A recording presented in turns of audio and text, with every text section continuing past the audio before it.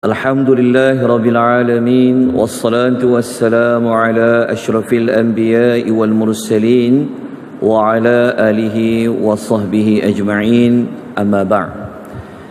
Muslimin dan muslimat rahimani wa rahimakumullah. InsyaAllah pagi ini kita akan baca ayat yang ke-48.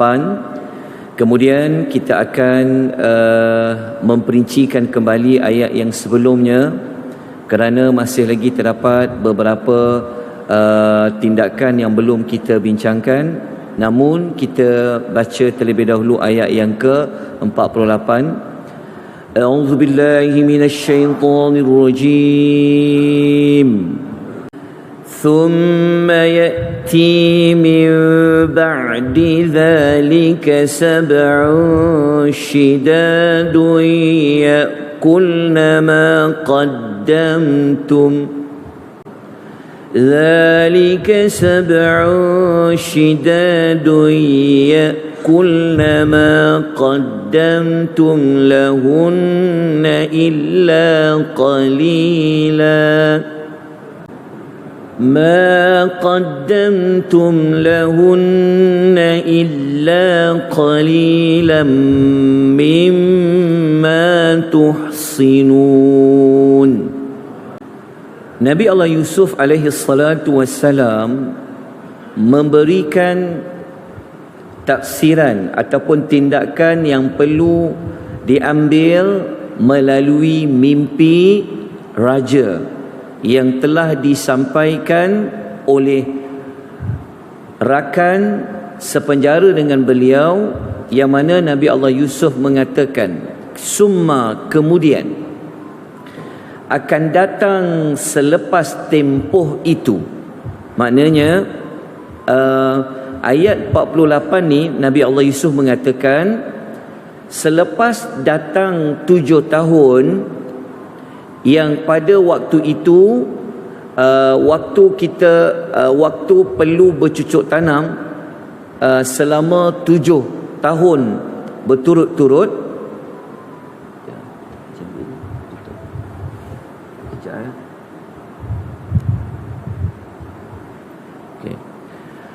Nabi Allah Yusuf mengatakan, kemudian akan datang selepas tempoh itu. Tempoh itu maksudnya 7 tahun yang Nabi Allah Yusuf telah pun memberikan nasihat supaya 7 tahun yang kita baca ayat yang ke-47 semalam, akan datang selepas itu 7 tahun kemarau yang besar yang akan menghabiskan semua makanan yang telah kamu simpan, yang kamu sediakan, kecuali sedikit daripada apa yang kamu simpan.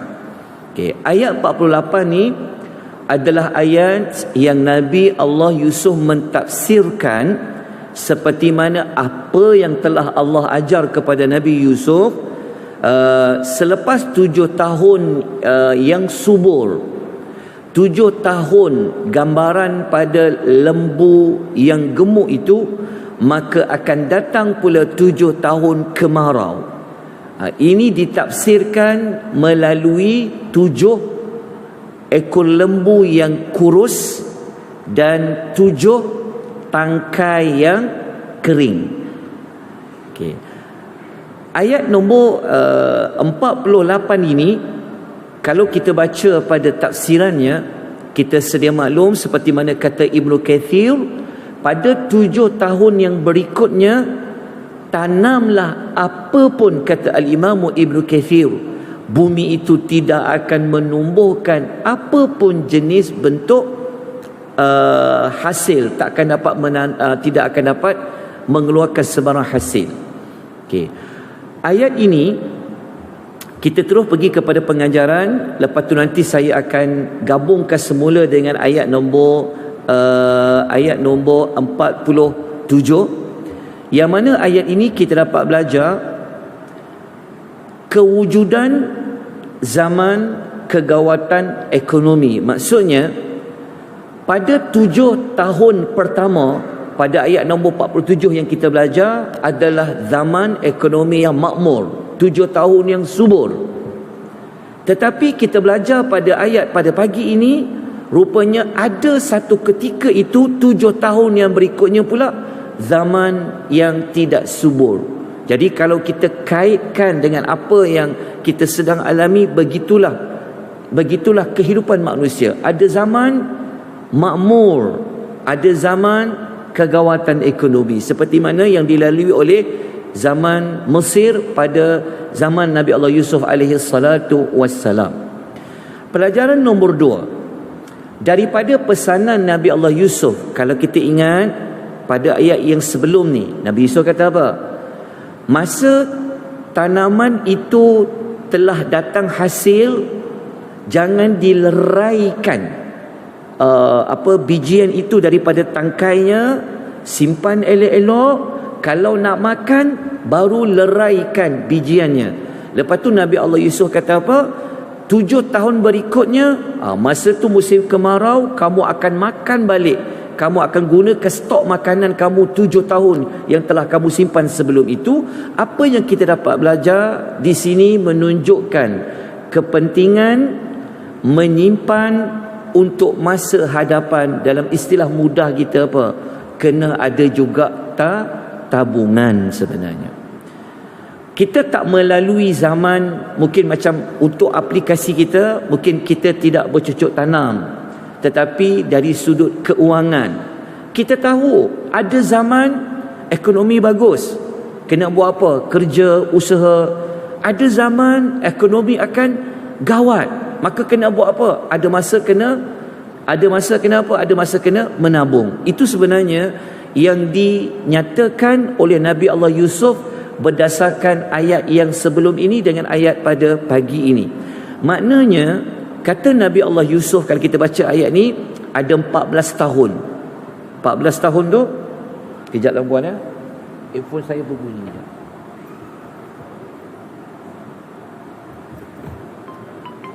Okey, kita teruskan dengan tindakan selepas tadabbur. Okey, yang ini kita gabungkan ayat 7 tahun yang subur dengan 7 tahun yang tidak subur. Maknanya 7 tahun yang makmur ekonominya, 7 tahun ekonomi yang gawat. So kita nak buat apa? Bukan ayat Quran ni kata, oh ayat ini hanya untuk zaman dulu, zaman sekarang tidak terpakai. Tidak. Inilah sebenarnya sebaik-baik kisah yang Allah nak bagi tahu kepada kita. Rupa-rupanya Quran bukanlah hanya cerita tentang syurga, hanya cerita tentang neraka, hanya cerita tentang dosa, pahala, tetapi Al-Quran juga memberikan kita panduan di dalam bab kehidupan manusia. So ekonomi nak buat macam mana? Baik, saya gabungkan pengajaran yang kita belajar pada ayat nombor 47 dengan ayat nombor 48, yang mana dua pengajaran, dua tindakan telah kita sebut pada pagi semalam. Kemudian kita tambung tindakan yang ketiga. Ini untuk pihak kerajaan. Kalau zaman Nabi Yusuf, iaitu Mesir itu sendiri, kena buat apa?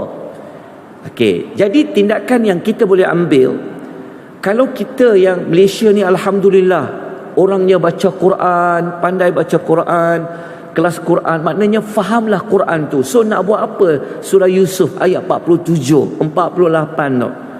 Kalau zaman Nabi Yusuf tu, Nabi Yusuf pesan Mesir kena buat apa? Okay, 7 tahun tu. Maknanya berdasarkan tindakan itu, tindakan ni tuan-tuan bukan datang dari saya ya. Ini sebenarnya saya baca beberapa jurnal ya, jurnal artikel di kalangan orang-orang yang pakar, ketika mana mereka nak bincang macam mana nak buat ekonomi kita ni, masa dia makmur kena buat apa, masa dia gawat kena buat apa, maka para ulama mereka akan merujuk surah Yusuf. Jadi apa yang dibaca tu saya nukilkan kembali. Maka kata orang yang pakar, mereka mengatakan bahawa berdasarkan ayat 47, maka kerajaan dia perlu ada perancangan yang tepat dan dia mesti berfikir ke depan. Boleh faham tak maksudnya tuan-tuan? Maksudnya kita ni bukan fikir tahun 23 saja. Sepatutnya kerajaan dia kena fikir untuk yang ke depan dah. macam mana nak selamatkan ekonomi rakyat, macam mana nak selamatkan ekonomi negara dengan dia mengimbangi kadar penghasilan, penabungan, perbelanjaan dan reformasi sistem perekonomian. Boleh jadi menteri ekonomi ni. Okey, boleh faham yang ini? Berdasarkan Nabi Yusuf kan, Nabi Yusuf kata apa? 7 tahun ni kena tanam je. Tanam turut-turut, jangan tak tanam. Maknanya dia menyuruh dari sudut apa? Kita faham. Kemudian tindakan yang keempat, bukan sekadar kerajaan je, rakyat. Maksudnya masa zaman Nabi Yusuf kata apa? Kalau nak makan, makan sikit, tapi banyaknya simpan kan. Menunjukkan apa? Rakyat perlu bersedia untuk ubah cara hidup ni. Kalau dapat bantuan, pastikan dibelanjakan dengan berhemah. Hari ni kita dah cerita pasal negara. Betul lah. Yang ni bukan dari saya ya. Saya nukilkan melalui beberapa rujukan. Tu yang nota tu tak siap-siap tu. Ya? Banyak yang nak dirujuk. Syarat tentang faham maksud ni. Kan Nabi Yusuf kata apa? 7 tahun tu dapat hasil apa? Maknanya masa banyak hasil, buat apa? Jangan makan semua, tetapi apa? Simpan, jangan dileraikan. Kalau nak makan baru lerai. Menunjukkan apa? Gunakan dengan secara berhemah. Okay. Kemudian ayat nombor 48, apa tindakan yang boleh kita ambil? Ni kita nak kaitkan dengan kerajaan Mesir dan kerajaan kita. Maka seharusnya perlu ada satu strategi yang praktikal dari perpandangan jauh untuk menghadapi masa getir dengan berjimat cermat di dalam pengurusan belanjawan negara. Macam parlimen pula kita pagi ni. Itu di antara pelajaran yang boleh kita belajar. Allah Ta'ala bukan sekadar nak cerita tentang Nabi Yusuf itu semata-mata, tetapi di dalam cerita itu ada petunjuk, ada panduan macam mana nak menguruskan sumber alam yang sedia ada, macam mana nak menguruskan ekonomi. Kita tak nak masa ekonomi untung, belanja sesuka hati, rakyat buat. Tetapi masa gawat, masa tu gelabah. Sebab apa? Tak ada tabungan dan sebagainya. So moga-moga ayat nombor 47, ayat nombor 48 memberikan kita pelajaran yang sangat baik macam mana kita menghadapi ekonomi yang Allah beri dalam kehidupan kita. Baik, kita masuk ayat nombor 49. A'udzu billahi minasyaitonir rajim. Thumma ya'ti min ba'di zalika 'amun fi yughath.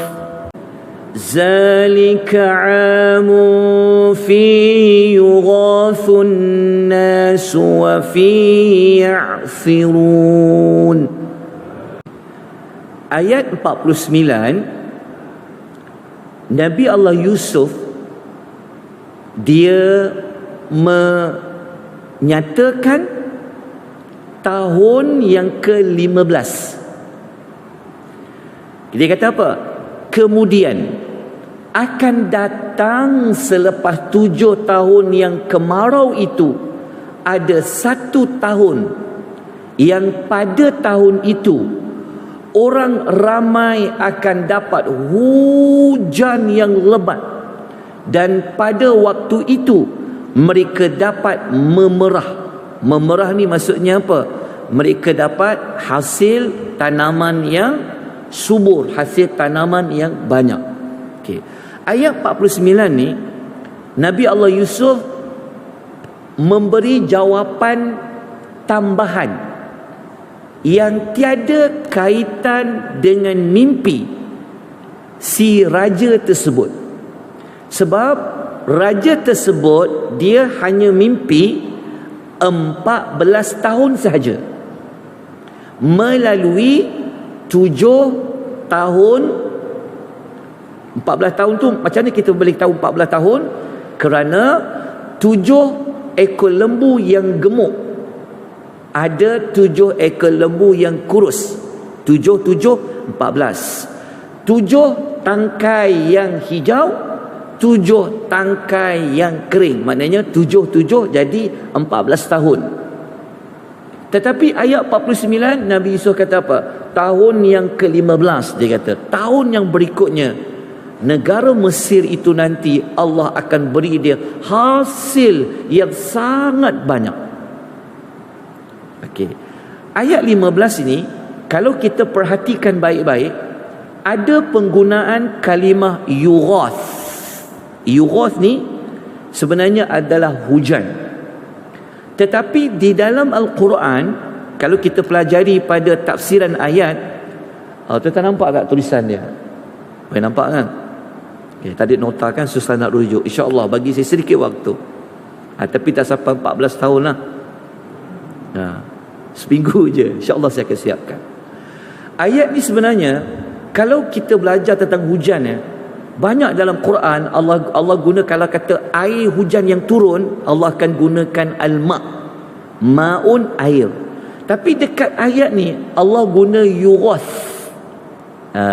Yughath dekat sini merujuk kepada apa? Merujuk kepada air hujan tu, kalau dia turun, bukan dia turun biasa-biasa, tapi dia turun air yang sangat mencukupi untuk apa? Untuk menghasilkan tanam-tanaman yang banyak.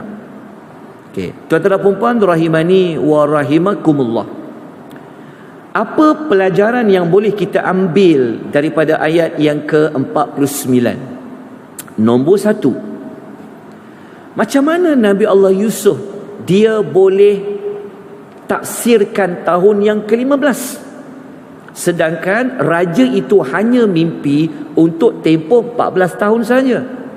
Ini menunjukkan bahawa Nabi Allah Yusuf itu, dia sebenarnya adalah seorang rasul. Dia dapat wahyu daripada Allah. Allah yang mengajarkan kepadanya mimpi. Allah lah yang memberikan kepada Nabi Yusuf itu apa yang tidak diketahui oleh orang lain. Itu pelajaran nombor 1. Pelajaran nombor 2 kita dapat pelajari dekat sini. Di sebalik kesusahan itu ada kesenangan, di sebalik senang itu ada susah. Maksudnya ada masa ekonomi bagus, ada masa Allah aturkan tak bagus. Lepas tu sampai pula bagus pula. Cuma apa yang kita lakukan ketika ekonomi bagus, kepada ekonomi tak bagus dan sebagainya. Inilah yang kita boleh ambil daripada kisah Nabi Allah Yusuf alaihi salatu wassalam. Baik, habis tentang tafsiran mimpi yang dikemukakan oleh Nabi Allah Yusuf kepada rakan yang pernah duduk sepenjara dengan beliau. Jadi kita masuk kepada ayat yang ke-50. Kita terus kepada adegan yang keempat. Okey, ayat 50 ni, raja yang telah bermimpi itu dia merasa sangat takjub. Bagaimana seorang lelaki dalam penjara dia boleh bagi solusi, dia boleh bagi cadangan, idea yang sangat, kita panggil apa, sangat strategik kan, untuk tempoh 14 hingga 15 tahun. Maka mari kita baca ayatnya. Wa qala al-maliku tuni bih falamma ja'ahu ar-rasul qala irji' ila rabbik fas'alhu ma balun niswati allati qatta'na aydiyahun inna rabbi bikaidihinna alim. Raja ni berkata, dia kata apa? Bawa Yusuf itu keluar dari penjara, dia kata. Ini sekarang cerita tentang Yusuf nak dibawa keluar dari penjara. Raja, kita tahu kan raja ni ada kuasa, betul? Dia boleh mengampunkan orang yang bersalah. Raja boleh keluarkan orang daripada penjara. Rupanya dulu lagi dah raja ni dia ada kuasa yang besar untuk keluarkan orang daripada penjara. Raja tu kata apa? Bawa Yusuf itu keluar dari penjara, jumpa kepada aku. Maka ketika mana raja tu hantar satu utusan kepada Yusuf di dalam penjara, Nabi Allah Yusuf dia tak nak keluar dari penjara. Sebab apa? Kita tengok Nabi Yusuf kata apa? Tak ada, tak keluar. Oh, dia suruh berhenti dah. Betul lah, dah 21 minit dah. Kita sambung besok ni. Dia nak keluar sekejap. Okey. Sekejap tuan-tuan. Orang tengah syok-syok ni dia hilang pula. Tak apa. Sekejap. Dia tak keluar. Minta maaf tuan-tuan. Oh, dia dah keluar dah. Alhamdulillah. Okey. Kenapa Nabi Allah Yusuf tak nak keluar dari penjara? Sedangkan raja tu hantar satu utusan jumpa dengan warden penjara tu, bawa keluar Yusuf. Raja nak jumpa dia, tapi Yusuf dapat peluang keemasan untuk dia keluar. Sebab kita tahu ada orang kalau boleh nak keluar penjara cepat-cepat, tapi Nabi Yusuf dia tak nak keluar. Dia kata apa? Dia kata, kau kembali kepada tuan kau, tanya dekat tuan kau tu ada cerita perempuan yang pernah melukakan tangan mereka. Maknanya Nabi Yusuf ni kata apa? Tolong buat siasatan semula. Buka file, buka kes itu semula. Faham maksudnya? Dia Yusuf kata apa? Dia kata minta kepada raja tu supaya dia buat siasatan. Macam mana aku boleh masuk penjara? Tolong siasat balik semula cerita perempuan-perempuan yang pernah melukakan tangan mereka. Sesungguhnya Rabbku maha mengetahui apa helah perempuan-perempuan itu. Kenapa Nabi Allah Yusuf meminta untuk dibuatkan dahulu? Maksudnya dia minta fail dia dibukakan kembali. Maknanya dia minta kes dia dibicarakan semula. Sebab dia masuk penjara bukan kerana dia bersalah, tetapi dia terpaksa masuk penjara kerana apa? Kerana mereka tak ada pilihan, sama ada nak masukkan perempuan tu dalam penjara ke nak masuk Yusuf. Maka akhirnya Nabi Yusuf lah yang dipilih untuk dimasukkan ke dalam penjara. Untuk cerita yang lanjut, pengajaran dia apa, tindakan dia apa, kita sambung esok insya-Allah. Ayat nombor 50 insya-Allah. Beri saya sedikit waktu lagi untuk saya siapkan beberapa lagi ayat, kemudian kita akan berikan nota bercetak dan soft copy kepada tuan-tuan dan puan-puan. Moga-moga kita semakin beriman kepada ayat Quran, kita semakin rasa takjub kepada cerita-cerita yang ada di dalam Al-Quran. Ini adalah kalamullah, ini cerita benar, sudah pasti ada petunjuk, ada panduan dari Allah Subhanahu Wa Taala kepada kita semua. Semoga kita sentiasa berada di bawah cahaya petunjuk Al-Quranul Karim. Kita sudahi dengan tasbih kafarah. Subhanakallahumma wa bihamdika asyhadu an la ilaha illa anta subhanaka atubu.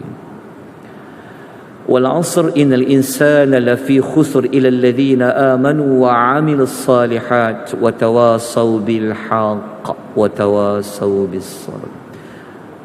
السلام عليكم ورحمة الله وبركاته.